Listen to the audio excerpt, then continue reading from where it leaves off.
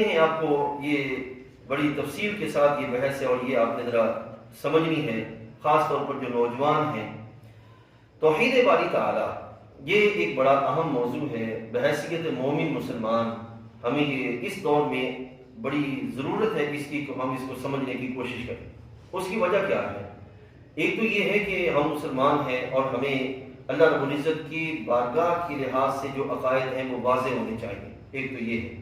دوسرا یہ ہے کہ اس وقت جتنی شدت کے ساتھ سائنس ترقی کر کے مارکیٹ میں آ رہی ہے، اور اس سائنسی ترقی کے لحاظ سے سائنس کا ترقی کرنا برا نہیں ہے، لیکن اس ترقی کو بعض لوگ مس یوز کرتے ہوئے اللہ رب العزت کی بارگاہ سے لوگوں کے نظریات پھیر کر کائنات میں یہ تصور پھیلانے کی کوشش کر رہے ہیں کہ کائنات کا نظام از خود چل رہا ہے، خود سے ہی یہ سارا سلسلہ ہو رہا ہے، خود سے یہ سارا نظام بنا ہوا ہے، خود سے یہ جو وہ معاملہ چل رہا ہے۔ تو یہ جو سوچ ہے کہ خود سے یہ سب کچھ ہو رہا ہے، یہ جو سوچ ہے یہ انسان کو، خاص طور پر آج کے نوجوان کو گمراہ کرنے کی کوشش کرتے ہیں، ٹھیک ہے۔ ایسے میں اس کو جو ہے وہ اس بات کا ضرور جو ہے وہ خبر ہونی چاہیے کہ کیسے ممکن ہے کہ یہ کائنات اور یہ کائنات کا سارا نظام جو ہے وہ خود سے بن جائے۔ ایک میں آپ کو واقعہ سناتا ہوں، پھر ہم آگے بڑھتے ہیں۔ حضرت سیدنا امام اعظم نعمان بن ثابت رضی اللہ تعالیٰ ان کے دور میں ایک دہریہ آ گیا۔ جو دہریے ہیں ان کا یہ عقیدہ ہے کہ کائنات کا نظام خود بخود چل رہا ہے، ٹھیک ہے نا، از خود کائنات کا نظام چل رہا ہے۔ دہریہ آ گیا اور اس نے سوالات کیے، اور ان سوالات میں سے ایک سوال یہ تھا کہ کائنات کا نظام چلانے والا کوئی نہیں ہے، از خود کائنات کا نظام چل رہا ہے، ٹھیک ہے نا، اگر کوئی ہے تو اس کا جواب دیا جائے۔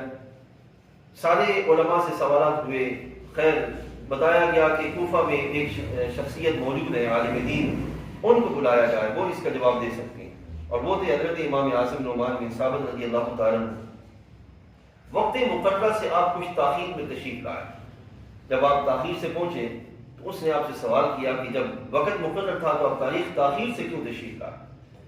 تو اس نے اس کے سوال پر آپ نے فرمایا کہ میں جب چلا، اب یہ فرضی جواب تھا جو آپ نے دیا، اور اس سے اس کے سوال کا جواب دینا مقصود تھا۔ آپ نے فرمایا کہ میں جب گھر سے چلا تو رستے میں نے دیکھا کہ ایک دریا ہے بہت بڑا، لیکن دریا میں کشتی نہیں ہے۔ میں نے دیکھا کہ اچانک ایک دور درخت خود بخود کٹ گیا، اور کٹ کے اس کے تختے بن گئے، اور تختے کے بعد اس کی کشتی بن گئی، کشتی کے بعد پھر وہ دریا میں رکھ دی گئی خود بخود ہی، اور پھر خود بخود وہ ایک کنارے سے بغیر کسی کے چلائے دوسرے کنارے پر آئی، میں اس میں بیٹھا، اور وہ مجھے کسی دوسرے کے چلائے بغیر وہ لے کر دوسرے کنارے پہ آ گئی۔ اس طرح میرے آنے میں تاخیر ہوئی۔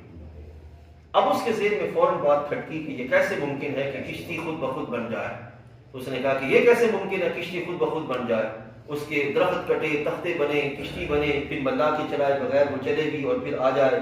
آپ نے فرمایا کہ جب ایک چھوٹی سی کشتی خود نہیں بن سکتی تو یہ کائنات کا نظام خود کیسے بن سکتا ہے؟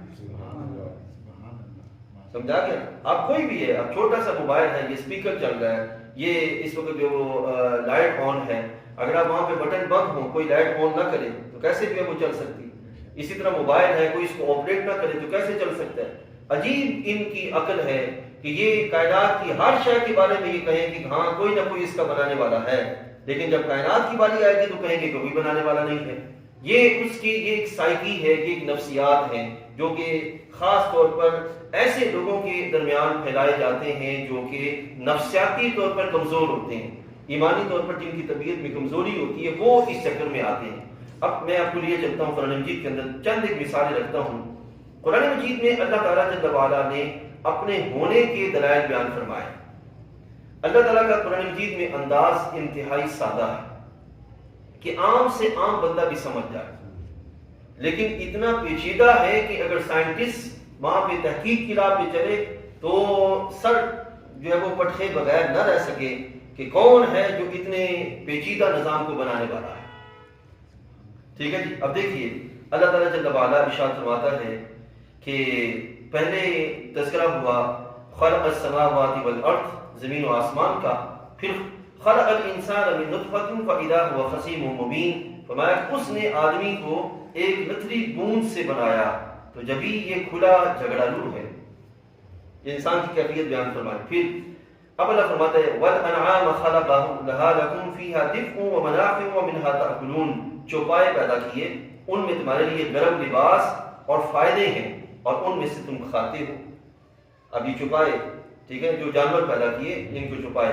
وَلَكُمْ فِيهَا جَمَالٌ حِينَ تُرِيحُونَ وَحِينَ تَسْرَحُونَ، اور تمہارے لیے ان میں خوبصورتی ہے جب ان کو شام میں واپس لاتے ہو، جب چلنے کے لیے چھوڑتے ہو. ٹھیک ہے. وَتَحْمِلُ أَثْقَالَكُمْ، اور تمہارے بوجھ اٹھا کے لے جاتے ہیں ایسے شہر کی طرف کہ اس تک نہ پہنچتے مگر اد مرے ہو کر، یعنی کہ بہت دور دراز علاقوں تک تم اونٹوں پہ سوار ہو کے جاتے ہو. تو یہ کرنے والا کون ہے، پیدا کرنے والا کون ہے؟ ٹھیک ہے. بے شک تمہارا رب مہربان اور رحم فرمانے والا ہے. ٹھیک ہے. یہ ساری کیفیت بیان کرنے کے بعد پھر فرمایا والخیل والبغال والحمیر لترکبوها وزینہ، گھوڑے، خچر اور گدھے کی ان پہ سوار ہوتے ہو زینت کے لیے. ٹھیک ہے. وَيَخْلُقُ مَا لَا تَعْلَمُونَ، اور وہ پیدا کرے گا جن کی تمہیں خبر ہی نہیں ہے. اب آج کے اس دور کے اندر جتنی بھی لیٹسٹ جو سواریاں ہمارے سامنے آ گئی ہیں یہ ساری اس ایک جملے میں بیان کر دی گئی. وَيَخْلُقُ مَا لَا تَعْلَمُونَ، اور وہ پیدا کرے گا جس کی تمہیں خبر ہی نہیں. اس کا کیا مطلب ہوا کہ اللہ تعالیٰ نے انسان کو عقل دی، اور وہ جانتا تھا کہ یہ انسان اپنی عقل کے ذریعے بعد کی دنیا میں آ کر تحقیقات کے ذریعے یہ چیزیں سامنے لائے گا. اس واسطے اللہ نے پہلے فرما دیا گھوڑے اور خچر. اور آپ غور کیجئے، تھوڑا سا بھی اگر غور کریں تو آپ کو پتہ چلے گا کہ جتنے بھی یہ جہاز سے لے کر بحری جہاز ہوں یا ہوائی جہاز ہوں یا یہ جو گاڑیاں چلتی ہیں، اگر آپ ان کی مشینری پہ غور کریں تو یہ مشینری تھوڑا سا غور کرنے سے آپ کو پتہ چلے گا کہ یہ کسی نہ کسی مخلوق سے مشابہت رکھتی ہے. ٹھیک ہے نا. اس مشابہت کو یعنی کہ ادھر سے اس پہلو کو سامنے رکھا اور ادھر سے اس پہلو کو سامنے رکھا. ابھی جو جہاز بنتے ہیں ہوائی جہاز، اور اس میں خاص طور پر جو جنگی طیارے بنتے ہیں، ان جنگی طیاروں کی شیپ دیکھیں اور عقاب کی شیپ دیکھیں تو آپ کو پتہ چلے گا کہ یہ اس سے ساتھ جو مماثلت رکھتی ہے. یعنی کہ ان چیزوں کو سامنے رکھتے ہوئے کہ کس طرح قدرت نے ان مخلوقات کو ایسا بنایا کہ یہ ہوا میں تیزی سے چل سکتی ہیں، اور پھر انہی کی مماثلت میں اللہ تعالیٰ نے ان چیزوں کو پیدا فرمایا.